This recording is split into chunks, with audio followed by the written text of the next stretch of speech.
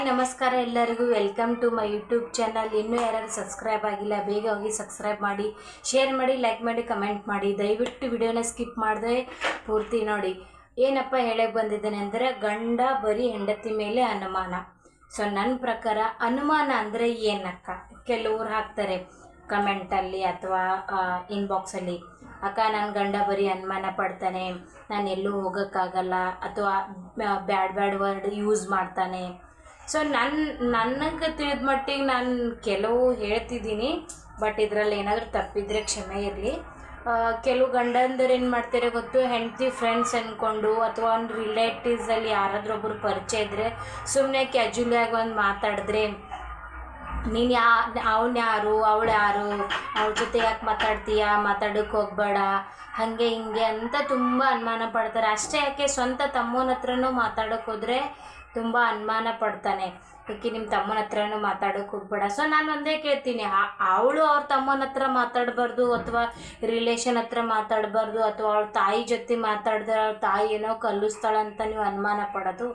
ಹಾಗಾದರೆ ನೀವು ನಿಮ್ಮ ತಾಯಿ ಜೊತೆ ಮಾತಾಡೋಕ್ಕೆ ಹೋಗಬೇಡಿ, ಯಾಕಂದರೆ ಅವಳು ತಾಯಿ ಕಲಿಸ್ತಾಳಂದರೆ ನಿಮ್ಮ ತಾಯಿನೂ ಕಲಿಸ್ತಾಳೆ. ಇದು ನಾನು ಹೇಳ್ತೀನಿ, ನಾನು ಓಪನ್ ಆಗಿ ಹೇಳ್ತೀನಿ. ಯಾರು ನಂಗೆ ಬ್ಯಾಡ್ ಕಮೆಂಟ್ ಆಗ್ತಿರೋ ಏನು ಹೇಳ್ತಿರೋ ಐ ಡೋಂಟ್ ಕೇರ್. ಯಾವಾಗ ನೀವು ನಿಮ್ಮ ಹೆಂಡ್ತಿನ ಅವಳ ತಾಯಿ ಜೊತೆ ಮಾತಾಡೋಕೆ ಬೇಡ ಅಂತೀರಲ್ಲೋ, ಸೊ ನೀವು ನಿಮ್ಮ ತಾಯಿ ಹತ್ರ ಮಾತಾಡೋಕೆ ಹೋಗಬೇಡಿ. ಯಾಕಂದ್ರೆ ಅವಳ ತಾಯಿ ಎಲ್ಲ ಕೆಟ್ಟದೇ ಕಲಿಸ್ತಾಳೆ ಅಂದರೆ ನಾಳೆ ನಿಮ್ಮ ತಾಯಿನೂ ಕಲಿಸ್ಬೋದಲ್ಲ. ಸೊ ನಿಮ್ಮ ಥರ ವಿಚಾರ ಅವಳಿಗಿರ್ಬೋದಲ್ವಾ. ಈ ಇನ್ನೊಂದು, ಯಾರೇ ರಿಲೇಟಿವ್ಸ್ ಬಂದರು ಸ್ವಲ್ಪ ನಗ್ತಾ ಮಾತಾಡಿದ್ರೆ ಮುಗೀತು, ನೀನು ಅವನ ಜೊತೆನೇ ಇದೆಯಾ ಬಿಹೇವಿಯರ್ ಮಾಡ್ತಿರಲ್ಲ. ಹಾಗಾದರೆ ನೀವು ತುಂಬ ಜನರ ಹತ್ರ ಮಾತಾಡ್ತೀರಾ, ಫ್ರೆಂಡ್ ಅನ್ಕೋತೀರಾ, ಅದು ಅನ್ಕೋತೀರ, ನೀವು ಹಾಗಾದ್ರೆ ನೀವು ಅವ್ರ ಜೊತೆ ಅದೇ ರಿಲೇಷನಲ್ಲೇ ಇರ್ತೀರಾ. ಎಲ್ಲಕ್ಕಿಂತ ಜಾಸ್ತಿ ಒಂದು ಮಾತು ಹೇಳ್ತಾ ಇದ್ದೀನಿ, ಅರ್ಥ ಮಾಡ್ಕೊಳ್ಳಿ. ಸಾರಿ, ಯಾಕಂದರೆ ಸ್ವಲ್ಪ ಬ್ಯಾಕ್ಗ್ರೌಂಡ್ ಸೌಂಡು ಜಾಸ್ತಿ ಬರ್ತಾಯಿದೆ. ನಾನು ಏನು ಹೇಳ್ತಾ ಇದ್ದೀನಿ ಅಂದರೆ, ನಿಮ್ಮ ಹೆಂಡ್ತಿನ ನೀವೆಷ್ಟು ಒಳ್ಳೆ ರೀತಿಯಲ್ಲಿ ನೋಡ್ತೀರೋ ನಿಮಗೂ ಅವಳು ಅದೇ ಒಳ್ಳೆ ರೀತಿಯಲ್ಲೇ ನೀವು ನೋಡ್ತಾಳೆ. ಇಲ್ಲಿ ಅನುಮಾನ ಪಡೋದ್ರಲ್ಲಿ ಏನೂ ಇಲ್ಲ. ನೀವು ಅನುಮಾನ ಪಡೋಕ್ಕೂ ನಾನು ಬೇಡನಲ್ಲ, ಬಟ್ ಅನುಮಾನ ನೀವು ಈ ಥರ ಪಡಿ, ಅದು ನಿಮಗೆ ನಿಜ ಅನ್ನಿಸ್ಬೇಕು, ಕರೆಕ್ಟ್ ಅನ್ನಿಸ್ಬೇಕು.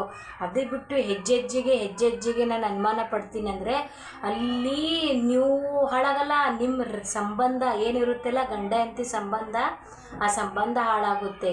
ಒಂದು ವೇಳೆ ಆ ಸಂಬಂಧ ಹಾಳಾಗಿದ್ದರೆ ಆ ಸಂಬಂಧ ಮತ್ತೆ ತಿರ್ಗಾ ಅದೇ ಸಂಬಂಧ ಅದೇ ರೀತಿ ಹೊಂದಾಣಿಕೆಲಿಂತ ಅಥವಾ ಕ್ಲೋಸ್ನೆಸ್ಲಿಂತ ಇರಬೇಕಾದ್ರೆ ಆ ಸಂಬಂಧ ಯಾವತ್ತೂ ಇರಲ್ಲ. ಹೆಂಗೆ ಗೊತ್ತಾ? ಯಾಕಂದರೆ ನಿಜಕ್ಕೂ ನಂದು ಹಿಡ್ಕೊಂಡೆ ಯಾರಾದರೂ ನನ್ನ ಗಂಡನೇ ನನ್ನ ಮೇಲೆ ಅನುಮಾನ ಪಟ್ಟರೆ ಒಂದು ಹೆಣ್ಣು ಇದ್ದು ಸತ್ತಂಗೆ ಬದುಕ್ತಾಳೆ ಗೊತ್ತಾ. ಈ ಫ್ರೆಂಡ್ಸ್ ಆಗಲಿ ರಿಲೇಟಿವ್ಸ್ ಆಗಲಿ